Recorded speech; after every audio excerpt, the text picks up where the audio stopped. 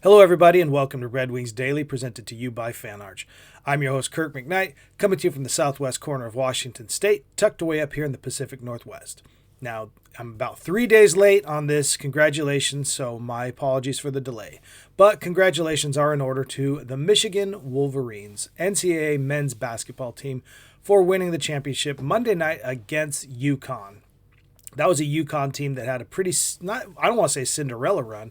They just had an emotional run to even get into the Final Four with that last second shot against Duke, that three-pointer at the buzzer. Not the buzzer, actually, but basically sunk that shot with about maybe a half a second left. And I guess if Duke was looking for a repeat from back in the Kentucky game in 92, wasn't happening. So UConn obviously came up too short.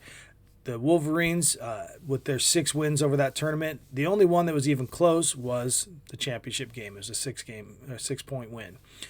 This was the first championship for the basketball team since 1989. So if you think of everything that's happened championship-wise in Michigan, including 2 years ago, the Michigan football team winning the national championship, you got 3 Pistons NBA titles, and you got 4 Stanley Cups for the Wings. So long time coming, 37 years. So congratulations to you. Congratulations to Cadeau for winning the tournament MVP. Had a lot of assists pretty much throughout, and I believe he led the team in scoring in that championship game with 19 points. All right. In case you were wondering, I did have my fantasy draft, and I did pick Scooble. I know we had a little bit of a Tiger segment yesterday just to test the waters a little bit to see if there's any takers on a little baseball action every now and then, especially with the NHL season winding down. But let's get back to hockey. Oh, and my fantasy draft, I drafted Scooble for my first pick. I was the 3rd pick overall. That was a no-brainer for me. Scooble, this is a rotisserie league, and you talk about basically categories. Scooble basically is 3 categories solid, sometimes even 4, depending on what kind of season he has. So if I can win 4 categories, you almost win all your money back from the rotisserie league. Anyway, let's get back to the hockey. So last night, the Red Wings obviously did something they haven't been able to do in a while and win at Little Caesars Arena. It was a 6-3 win over Philadelphia, and it was a game that the Red Wings really just broke open pretty well.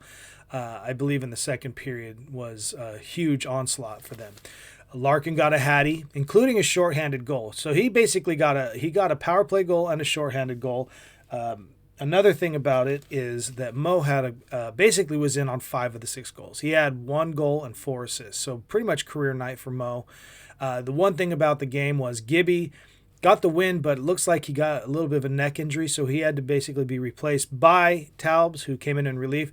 I thought for a second, looking at the score box or box score and everything like that, that it might have been one of those, hey, like relief pitcher in the ninth. That usually doesn't happen in hockey. They usually let him play the whole time, but just like against the Devils a couple weeks ago, it looks like Gibby got a little injured. Taubes came in relief, closed it out. So the Red Wings were, they were 5 for 6 on the penalty kill, but they were 3 for 4 on the power play. And like I said, they got a shorthanded goal as well. So that is a very sizable advantage. That's basically, you look at that as 4-1. And that's the kind of thing that's going to happen and going to need to happen for us to have these convincing wins. And not necessarily these 1-goal wins or being in these 1-goal situations. From here on out, if we're going to have any kind of chance to get in the playoffs, which I will again reiterate that probably not going to happen considering the way the Senators are playing and too much ground to make up. We basically balked too much over the last week and a half, squandered too many points over the last several months, but that's really what we're in right now, and that's why these points matter. Too many regulation losses for the Red Wings, honestly. If we would have had overtime or shootout losses, for example, if we wouldn't have blown that game against Florida in Florida and at least gotten to the overtime to at least gain the point there's one. If we wouldn't have got the penalty against Minnesota and at least when the clock ran out to go to the overtime, there's a point there too. So these things add up over time. Too many regulation losses are going to be basically the defining factor for us should we not make the playoffs, which is probably going to be the case. So looking at it just a little bit more, Cat had his 40th, so that's a little something for celebration. And Kane got his 16th goal and basically another 2 assists. We'll talk about Kane right now in the preview for New Jersey, because with those 3 points, Kane's now sitting at 1399. So he basically is just 1 point away from 1400, which would be great to be able to take care of tomorrow in New Jersey. I feel it's the rubber match. If Taubes is in goal, we obviously need to give him a lot of support, because even when we give him 4 goals, he still can't win a game. Sorry, but that's the way it is, Taubes. You've earned this. It's been a little bit of us, a little bit of you, but that's really what it comes down to. There's been several games where they've given you a 3 goal at least, and even a couple times a 4 goal cushion, and you still weren't able to bring it home. So I will throw a little blame at you. I don't care. Check the chat boards, the message boards, whatever. Throw this on internet. Throw this on Facebook. There you go. See, folks, I'll have it. We'll have that uncomfortable moment sometime in the airport in passing, and I'll say, yeah, I said what I said. Okay. I mean, I do love the guy. I feel like he was a great help for us, but he really hasn't been a help for us pretty much throughout most of the season. And especially with Gibby getting cold, this has been something that's been defining for us. These are those 1 points, plenty of those along the way, especially in those 4 goal cushions that were lost. Think of those as 1 or 2 points. These are starting to add up as well. So this is the rubber match. The first loss, first game of the season. Well, not first game of the season, but first game of the matchup of the series, of the 3-game series.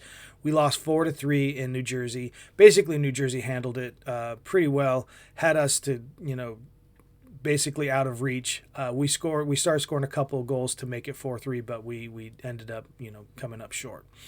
The second game in New Jersey was a 3-0 shutout, and that was another. Hey, Gibby got hurt. Started the game, got the win, was the goalie of record, but he got hurt and Taubes had to come in and relieve. So just kind of like Philadelphia. So it's the rubber match. We're going to have to see. Looking on paper, the Devils' injuries, Luke Hughes, not Jack Hughes. So sorry, folks, if you were hoping for that. Let's not hope for any injuries. That's a little crass, but obviously hoping for somebody to be out of the lineup is a different situation. But it's Luke Hughes who's hurt, Gritsuk, Pesse, Neeson, and McEwen. For the Red Wings, we just mentioned Gibby. He might be out because of his neck injury if he doesn't recuperate by tomorrow. Also Big Rass and Appy. So the advantages go, offense goes to Detroit, penalty kill goes to New Jersey, power play goes to Detroit, and this is one thing to think about. The Red Wings were able to do plenty on special teams against Philadelphia, but if you'll notice, I said they were 5 for 6 on the penalty kill. We were in the penalty box a lot more, taking a little bit more chances. Sometimes that can backfire. Didn't necessarily backfire. In fact, we actually got a shorthanded goal. Our third shorthanded goal of the season, in fact. So the Devils are a team that doesn't really get in the penalty box that much. We are as well, but they're even better than we are. I think they're 5th in the league, whereas we may be 7th or 12th. I'm not sure. But that is one thing to keep in mind and to think about as we go into tomorrow's game, is that they are disciplined. Just as much as we like to think we're disciplined, they're even more disciplined. So this may come down to us just having to basically just lay in to the throttle and go full force, put our foot on the pedal at all costs, because it's really come to that point. It's at all costs. If we're in overtime, we're gonna have to pull the goaltender and just hope for the 2 instead of the 1. That's basically what it's come down to, folks. That's really the dice you roll. I obviously feel, I mentioned this in the show the other day, is that basically they should have pulled Talbot in overtime against the Blue Jackets and just rolled the dice on that, and maybe we would have had 2 instead of the 1, but we don't. So that may be one kind of decision that McClellan's going to have to make tomorrow. I hope it's not. I hope tomorrow's game is a little bit more like last night's game, and we have a comfortable enough lead that we basically just kind of think about everybody else and what they're doing. And that's our last segment of the show, basically, folks, is what's happening elsewhere. Obviously, we jumped Blue Jackets. They lost in regulation, so we're back ahead of them. We're still 3 points back of the Senators. Other thing to think about, the Habs, basically with a 2-1 win over the Lightning, a late goal for Montreal, beat them in regulation, so they got the 2 and Lightning got 0. So those two are basically playing for who's going to have home ice advantage against who in that matchup. That's really what it is. Bettman's playoff format, as flawed as it is, I feel it's flawed. I'm not defending it. I think it's very flawed. I think these teams work 82 games a year to basically get into a situation. And yes, because they don't win the division, they basically have to play the number, instead of playing a 7 or a 6 or something like that, they got to play the second and third got to play each other. Think about Minnesota and Dallas. Those two teams are basically record-wise have the second and third best records in all of NHL. And they're going to have to play each other in the first round. They're going to basically eliminate each other in that first round, or one's going to eliminate the other. Like, work all season for that. You should be able to have a chance to play a Vegas Golden Knights in case they don't win the division, or an Anaheim Ducks, and not have to sit there and play yet another Titan. I don't know, Bettman. I think this is a very flawed system, and you got to change it around. Obviously, it makes for great conference semifinals, but think about what it does in the first round. I don't feel it's very fair to these teams that work really hard to become silver and bronze medalists in the regular season, basically to just have to fight out really tough, and they're in the first round. They deserve a first round reprieve, a lighter note, a lighter team to play against. Anyway, so there we go with the Habs. Basically, over the weekend, two huge games for us to keep an eye on is Ottawa is playing. They're playing the Islanders, and then they're playing the Devils. Back-to-back games on the road for them. Islanders are obviously still playing for some kind of playoffs. They're colder than Ottawa. We're just going to hope for a win for both.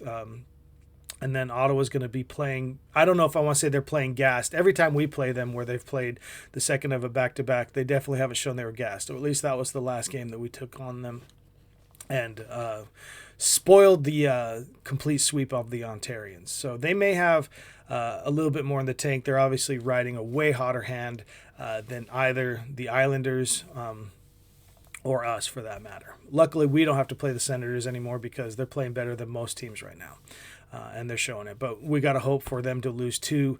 We need basically them to lose both of these games this weekend. That's really what it comes down to. On Monday, when we come back, if they've won one of the two, it'll basically be me saying it's official, especially even if we win against the Devils. To me, it's going to basically be official if Ottawa can't lose both of the games this weekend. This is where they need to do it. Their last game of the season is against Toronto, and there's no way they're going to lose that game with everything on the line if it has to be everything on the line. So let's just hope for two losses for the Senators. Columbus is taking on they're taking on the Bruins, and they're taking on the Habs. So even though we've leapfrogged them, we need them to lose those two games as well, just to be a little safer as far as what's behind us coming up. I think the Islanders, they need to win against Ottawa because I think the rest of their way is a little too hard for them to overcome. So those are the two games we're really just looking at more than our own is how the Senators do. Washington's going to take on the Penguins, 2 games. We're whatever we are ahead of Washington at this point, but still they could do something crazy and turn it around, especially with a loss. Let's just put it this way. If we lose, we're done. We got to win out, obviously, but we also need help from others in this situation. We have put ourselves in this position where we need help. We not only need to win out, but we need help. And that's when you say, let's just call it, let's just cut the line, and let's just hope for next year. I don't want to get to that point just yet. I already know that we're basically living on a prayer, but things could happen over the weekend. 1 game for us, 2 games for Ottawa. It may be a complete turnaround. We may be singing a different tune. Let's not hope for it. Let's not count. Well, let's hope for it, but let's not count on it. Let's just put it that way. Folks, we'll have a little bit of a recap of the Devils game on Monday and a preview of the, I believe that's the Lightning that we're playing next. After that, the 2-game road trip to finish everything off and just to see where we're sitting come season's end. In the meantime, this has been Red Wings Daily. I'm your host, Kirk MckNight, LGRW from the PNW.